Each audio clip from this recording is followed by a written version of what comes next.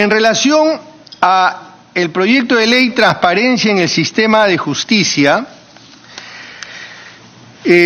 tampoco podríamos estar en desacuerdo, pero sí haríamos algunas sugerencias. Nosotros planteamos, en una propuesta que hicimos llegar a la Comisión Wagner y al propio Ejecutivo, planteamos la necesidad de que se cree la hoja de vida del juez o del magistrado, donde básicamente iban a haber tres cosas: los intereses, conflicto de intereses, su trayectoria profesional, si ha tenido sanciones, no ha tenido sanciones, y sobre todo cómo administra justicia, para que cualquier abogado pueda en ese registro ver si el juez Pérez cómo sanciona determinado tipo de causas, y si mi causa, que se parece o es igual, va a ser sancionada de esa manera. Esto es un poco a contribuir a la transparencia, pero también contribuir al juicio, a la predictibilidad y a la llamada justicia del precedente. Con ese añadido, y tal vez excluyendo algunos elementos que recoge la norma, como por ejemplo el mapa de la justicia, el informe de la justicia, yo creo que eso lo debería hacer ese consejo. El consejo del primer proyecto del que hablamos, que tiene además una secretaría técnica, ese es el organismo que debería ser el mapa de la justicia, el mapa de sensibilidad, de eventual riesgo o corrupción. Eso no debería estar en este organismo, ahí debería colgarse si se quiere, pero el encargado de elaborar ese mapa y el encargado de generar esa información debería ser el Consejo, que es el primer proyecto al que nos hemos referido. Un tema adicional en este punto, y es que también planteamos nosotros, tanto a la Comisión Wagner como directamente al Ejecutivo, la necesidad de que el Poder Judicial y la Fiscalía y todos los órganos del sistema de justicia presenten un informe anual al Congreso. Informe anual de la justicia. Yo lo veo acá. Creo que eso debería elaborarse por cada institución del sistema y presentarse y conocerse por la ciudadanía, colgarse desde luego, pero presentarse al Congreso. Por último, en relación al proyecto vinculado al CNM, resumiré lo que señalé en la Comisión de Constitución. Aquí en el Congreso y en otros espacios he visto que se preguntan cómo debe ser el diseño, la arquitectura del Consejo Nacional de la Magistratura. Y a veces veo que nos estamos empantanando en algunas competencias, y si son 5, son 7, son 9. Yo creo que la pregunta de fondo la pregunta técnica es: ¿cuál es el modelo de justicia que tiene el Perú recogido o alojado en la Constitución? Si no tenemos claro cuál es ese modelo, no podemos diseñar la arquitectura del CNM. Y el modelo peruano es un modelo de racionalismo jurídico, de justicia profesional. Ese es el modelo recogido en la Constitución. Por eso es que el juez, para poder, sea civil, administrativo o penal, para poder resolver, tiene que seguir lo que se denomina un arco de racionalidad jurídica y tiene que motivar. No puede resolver si no motiva, y sobre eso hay bibliotecas enteras y hay jurisprudencia a pasto en el Tribunal Constitucional respecto de la motivación. Muy bien, ¿eso a dónde nos lleva? Nos lleva a lo siguiente, que el juez es un profesional del derecho, no es un juez, no estamos en un sistema de jurados, donde quien sanciona o administra justicia son jurados elegidos. Y su legitimidad está dada por su elección. Aquí su legitimidad está dada por su razonamiento y su motivación. Porque, nos guste o no, para bien o para mal, ese es el sistema que hemos elegido. Dicho esto, esto nos conduce a que el modelo tiene que ser un modelo profesional. En otras palabras, los integrantes del CNM mayoritariamente tienen que ser abogados por esta razón, por lo que acabo de señalar, porque el derecho es una disciplina y es un lenguaje y tiene una lógica que no es de acceso, digamos, a cualquier profesional de otra materia. Eso no quiere decir que entre los 5, los 7, el número que ustedes decidan, no pudiera haber uno o dos de otra disciplina, pero siempre y cuando conozca de derecho. Les pongo un ejemplo que me parece lo repetí en Constitución. El doctor Enrique Bernales es un conocido jurista, pero que no es abogado. Es sociólogo. Es un doctor en derecho, o sea, sí conoce de leyes. Y también recordé a mi profesor Maurtua, Víctor Maurtua, ¿no? Médico, que tranquilamente que enseñó generación de generaciones en San Marcos, en muchas universidades, en San Martín, enseñó. ¿Y quién iba a poner en duda la posibilidad que Víctor Maurtua, que era médico, podía formar o no parte del Consejo Nacional de la Magistratura? Pero es que ambos ejemplos que estoy señalando conocían perfectamente el mundo y la lógica del derecho. Entonces, si es posible una mirada lateral, sí es posible. El concurso de un profesional de otra disciplina, sí es posible. Pero, repito, por la naturaleza de cómo se administra justicia en el Perú, tienen que ser personas que vengan del mundo del derecho. Eso es lo primero que señalaría en relación al tema del CNM. Luego, nos parece fundamental, miren ustedes, en la misma línea de lo que vengo diciendo, miren ustedes lo que ha pasado con esta pareja de chilenos, fiscal, juez, que desconocen la jurisprudencia, que desconocen ciertos principios recogidos en instrumentos internacionales.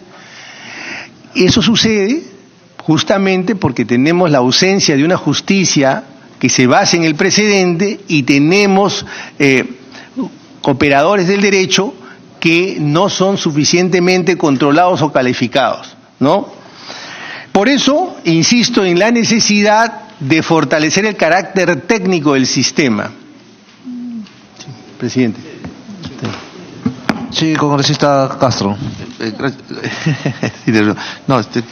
Bueno, se habla de la presencia del defensor del pueblo, aprovechando la presencia de él, además quien ha sido maestro o profesor en la universidad. Y siendo este un tema tan relevante y tan importante, y haciéndose el cuestionamiento respecto a la conformación del CNM, y la necesidad de que este sea una conformación hecha por profesionales que conozcan el derecho, porque no solamente es la etapa de nombramiento, viene la etapa de ratificación, es decir, hay una evaluación del desarrollo funcional de un juez, de sus decisiones, de sus resoluciones. Se necesita tener conocimiento. Pero este es un interrogante para usted, doctor. ¿Por qué pensar que necesariamente tenemos que tener una entidad externa de nombramiento de jueces? ¿Por qué no esta entidad podría estar dentro del mismo Poder Judicial, gente que tiene expertise, que conoce, y la legitimidad estaría porque este comité especial sería con la elección de todos los jueces, todos los magistrados? Porque finalmente son los que tienen más expertise y un poco, yendo más allá, valorar que el inicio de la carrera judicial empieza por ser secretario, por ser técnico, ahora juez de paz, porque lamentablemente cuando tú abres la posibilidad de que puedas postular viniendo de la actividad privada, de todas maneras dejas espacios que te han vinculado con un sector privado y que terminas teniendo una línea débil de conflicto de intereses cuando ya te toque hacer juzgamientos, sobre todo los que han sido litigantes. Entonces acá hacer un replanteamiento, y cuando usted dice que esto es un tema que no debe ser reactivo, debe ser tratado seriamente, porque es una reforma integral, no solamente de una comisión que va a nombrar a los jueces, sino, como usted bien manifiesta, que internamente dentro del propio sistema de justicia tenemos operadores del sistema de justicia que necesitamos también delimitar funciones, necesitamos establecer el manejo de la carga procesal, porque la corrupción está a todos los niveles. Entonces yo, doctor, desde su perspectiva, de su óptica, ¿por qué esa necesidad de tener un órgano afuera, externo, y por qué no fortalecer internamente? Y dentro de este fortalecimiento, como digo, la legitimidad estaría por la elección de los propios jueces o los que participen, y poniendo un componente de repente también de la sociedad civil. Pero esta carrera loca que nos ha llevado a estar discutiendo este tema, justamente necesita gente como usted que viene y nos hace aportes fundamentales y tratar con la calma que debe tratar, ¿no? Gracias, presidente. Sí, quiero dejar constancia también la presencia del congresista Johnny Lescano, del congresista Francisco Villavicencio, de la congresista Karina Beteta, del congresista Lapa Inga y de la congresista Tania Pariona. Puede seguir, doctor. Sí, la pregunta del congresista Castro me permite hacer conexión directa con otro punto que pensaba mencionar, y es que desde nuestra perspectiva, ser juez, ser fiscal es una opción de vida profesional. Es como ser diplomático. En el Perú, cuando se diseña la Cancillería, la diplomacia, se cae en la cuenta de que es algo tan sensible y tan importante que tiene que estar en manos de profesionales. Es verdad que hay embajadores políticos, pero es una porción, digamos, muy mínima, pero además en el segundo y tercer nivel todos son profesionales, todos. Ahí no hay, cuotas políticas. ¿Por qué? Ser diplomático es una opción de vida, y además de vida profesional, y además lo amerita el carácter técnico, la sensibilidad, la importancia de la tarea que se va a asumir. Lo propio sucede cuando uno decide ser militar. El militar tiene una opción de vida, sabe que tiene un derrotero y limitaciones incluso ahí para su propia libertad. Lo propio debe suceder también con un juez, y con eso quiero responder su pregunta. El que ha decidido ser juez debe tener claro desde el primer momento que eso es una opción de vida profesional, y por eso tenemos que fortalecer la carrera, para que no se dé lo que usted dice, para que no se dé esa contabilidad de favores o ese cambio de sillas, ahora en el sector privado y luego en la magistratura. Si no asumimos ese desafío, entonces vamos a tener siempre, sea externo o interno, siempre vamos a tener ese problema, congresista. Otro tema que me parece fundamental, y con eso termino, es la evaluación.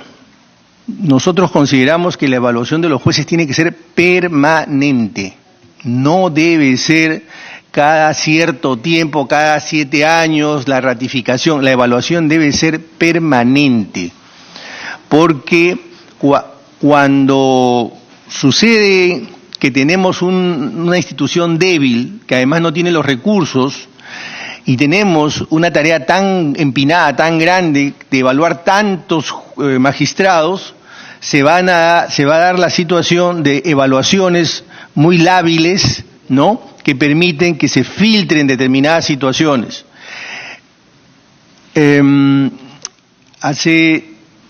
Cuando se dio el Seriajus, Sibina dijo: el 30% del Poder Judicial está infiltrado por la corrupción. Víctor Prado acaba de decir hace unas semanas que el 40% está infiltrado por la corrupción. Hemos avanzado, pero para mal. ¿Por qué hemos avanzado? Porque creo que no hemos tenido la claridad, la constancia de solucionar este problema. Yo creo incluso que el propio presidente, y lo digo con todo respeto, creo que el propio presidente Víctor Prado está siendo conservador. Gracias. Habiendo concluido la exposición del doctor Walter Gutiérrez, se da el uso de la palabra a los señores congresistas. Sí, congresista Lescano, tiene el uso de la palabra. Presidente, muchas gracias. Saludar al defensor del pueblo, señores parlamentarios.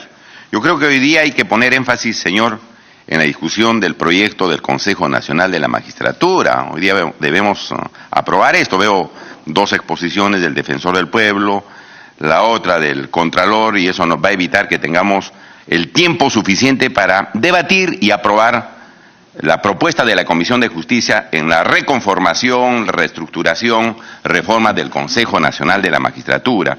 Creo que esta discusión, esta sesión debía ser para eso, no introducir otros temas, porque se ha hecho un cronograma en la Comisión de Constitución que se puede adoptar también en esta comisión para debatir y aprobar todos los temas planteados por el presidente de la República en la reforma del sistema de justicia y en la reforma política. Entonces yo quiero preguntarle en este sentido, para ver el tema del Consejo Nacional de la Magistratura, que va a tener en sus manos la designación de jueces y fiscales que van a administrar justicia y van a atender a los ciudadanos en los juzgados y en las fiscalías, que es un tema obviamente importante porque ahí van a llegar los ciudadanos y vamos a tener que elegir buenas personas, profesionales, para que cumplan esta misión a favor de los derechos de los ciudadanos.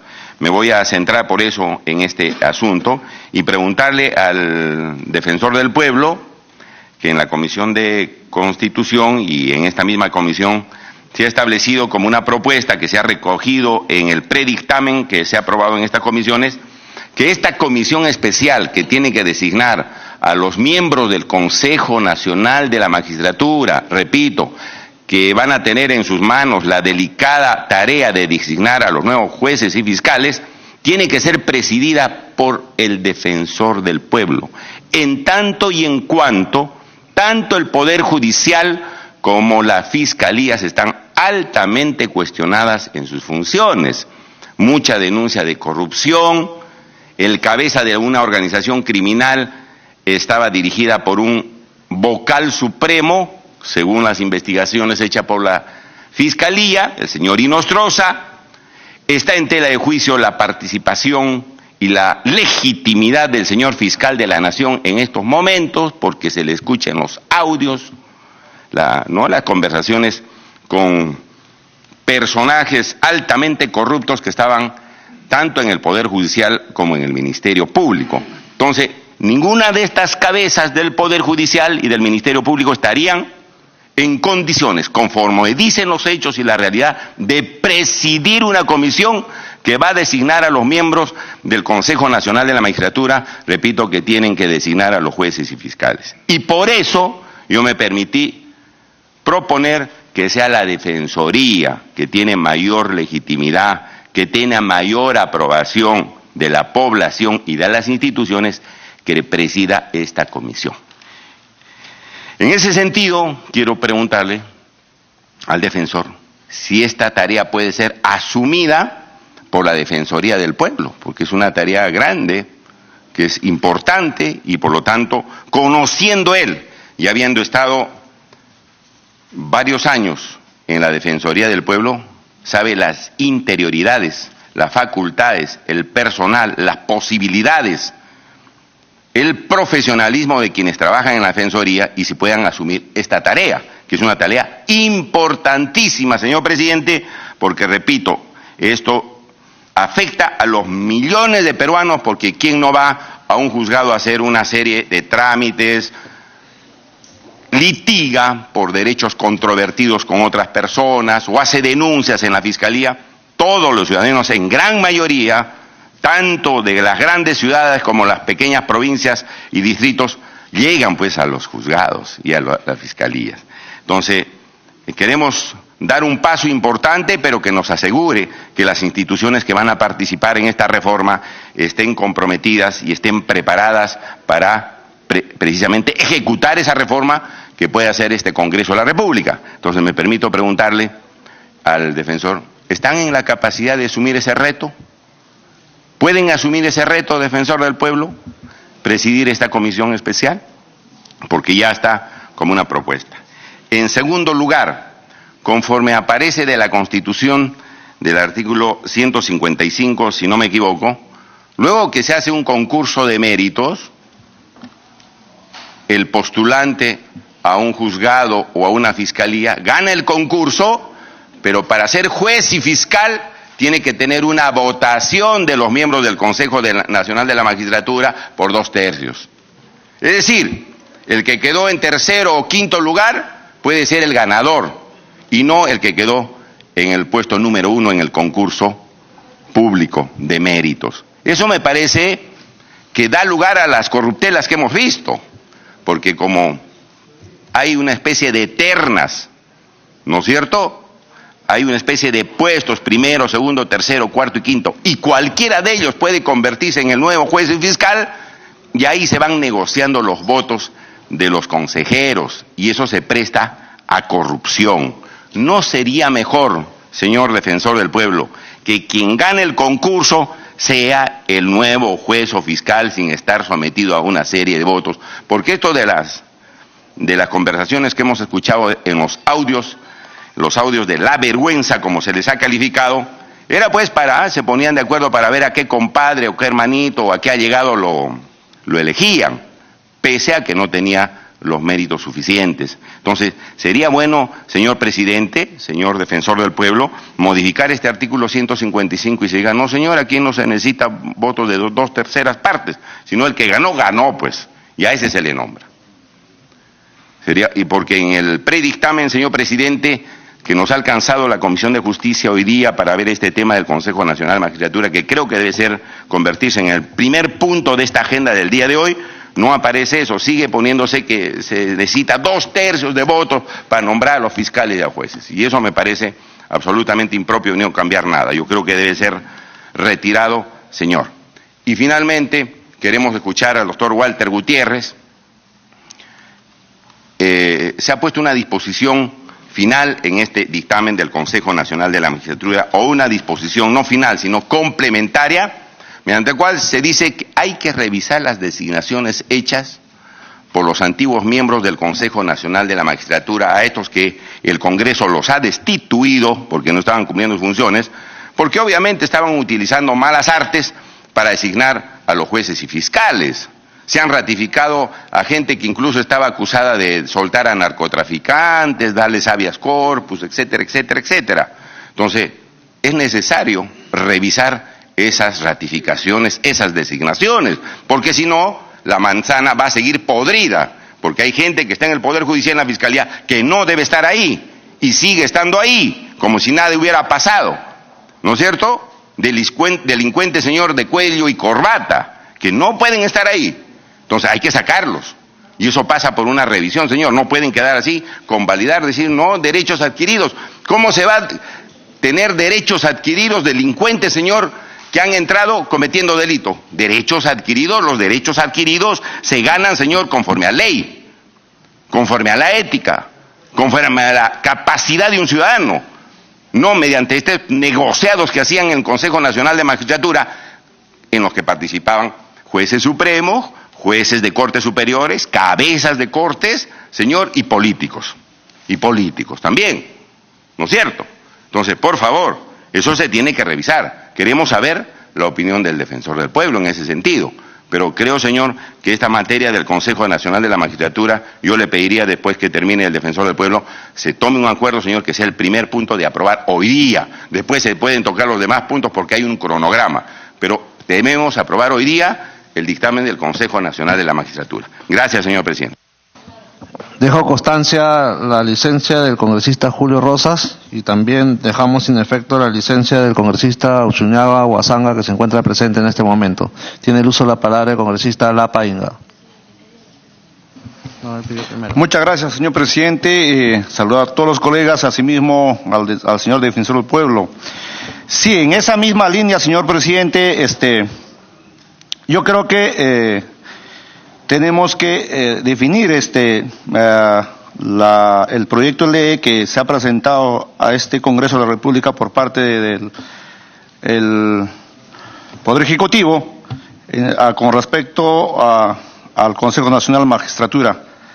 Y en ese sentido, yo escuchaba a la exposición del Defensor del Pueblo. Esta institución es mayormente de especialidad de derecho, y ahora se va a crear, ¿no?, otro esquema. Yo soy me pongo a reflexionar. Yo no digo que es el problema de las instituciones, el problema son de las personas. Yo soy también de especialidad de derecho, ¿no? Soy abogado litigante antes de llegar acá al Congreso, y yo mucho me acuerdo de que los primeros del Consejo Ejecutivo eran muy buenas. Y han seleccionado excelentes jueces. Y conozco magistrados, jueces que han llegado hasta la Corte Suprema. Han hecho carrera. Pero los últimos tiempos, señor presidente, defensor del pueblo, aún más docente, y acá ejerce en Lima la profesión y ahora ocupa cargo importante. El problema es lo que ha pasado con los últimos miembros del jurado, los miembros del Consejo Nacional de Magistratura. Se ha visto todo lo que estamos viendo ahora, que han elegido a jueces de manera pues así, de repente, como quiera, ¿no? Comprando un puesto de trabajo. O sea, yo soy entiendo así, no es por las instituciones, son por las personas. Y asimismo también, a un juez, como nosotros nos damos cuenta como especialistas en derecho o en materia, es por la resolución que emite un juez o por el dictamen que emite el fiscal. Hay resoluciones que no tienen ni pie ni cabeza. Hacen una fundamentación jurídica en la parte considerativa y resuelven otra cosa. Eso es lo que se ve, señor presidente. Y entonces es fácil darse cuenta qué tipo de jueces seleccionan el Consejo Nacional de Magistratura. Lógicamente, como vemos todo lo que está pasando, tomo examen hoy, cómo se prepara arroz con pato, cómo se prepara esto. De ese tipo de jueces hemos seleccionado. Yo usted mismo últimamente escuchaba sobre los parejas chilenos. De eso había ya algunas ejecutorias supremas en derecho de familia. Pero la fiscal se pega a la cuestión del delito, del tipo penal, tráfico de personas, y lo mete preso. Y el juez también admite y lo mete preso. Y no siquiera ven el fuente del derecho, la doctrina, la jurisprudencia, simplemente se van a la tipicidad. ¿Y quién repara la libertad de la persona? Nadie. Ya se manchó a esa persona, su honor, su dignidad. Eso es lo que pasa. Entonces, ¿qué cosa habíamos planteado nosotros? Y señor presidente, hay un proyecto de ley que me persona y el Frente Amplio ha presentado el proyecto de ley 1847, publicado 2017, con fecha 7 de septiembre del año pasado, y debe estar acumulado esto. ¿Qué pasaba, señor presidente, señor defensor del pueblo? Al jurado, a los miembros del Consejo Nacional de Magistratura, representantes del Poder Judicial, se elegían solamente entre los miembros de la Corte Suprema. Entonces nosotros dijimos, ¿por qué no sea elección a voto universal? Si sabemos que es de especialidad en el derecho. De la misma forma, en Ministerio Público, elegían 5 fiscales supremos, y eso paraban rotando cada vez que ellos salían. O sea, ese es el problema. Entonces, ¿por qué no universalizamos a las elecciones? Y revisando el proyecto de ley, acá hay otro esquema que va a elegir, dice, el presidente del Tribunal Constitucional, defensor del pueblo. Yo me pregunto si vamos a aprobar esto. ¿Qué tal el defensor del pueblo que está ahora? De repente ya deja el cargo, otro elegimos con esas malas actitudes y la misma cosa va a funcionar. Sí, eso yo entiendo. Acá no entiendo, no es por la institución, es por las personas que asumen responsabilidad. Y yo no puedo hablar mal yo he escuchado también de los abogados que usted hablaba. No hay malos abogados en el Perú, señor presidente, señor defensor. Hay buenos abogados, hay abogados honestos, abogados que trabajan transparentemente. ¿Cuál es la función del abogado? Es contribuir al esclarecimiento de un hecho delictivo. Es apoyar a la justicia, es la función del abogado. Eso nos han enseñado nuestros maestros en las universidades. Yo he tenido buenos maestros que me han enseñado ser honestos, trabajar con la verdad, con la ética. Eso nos ha enseñado en nuestras aulas universitarias. Eso es lo primero que nos enseña. Entonces, no podemos generalizar que todos los abogados trabajamos frívolamente, corruptamente, pero sí hay abogados. Hay abogados.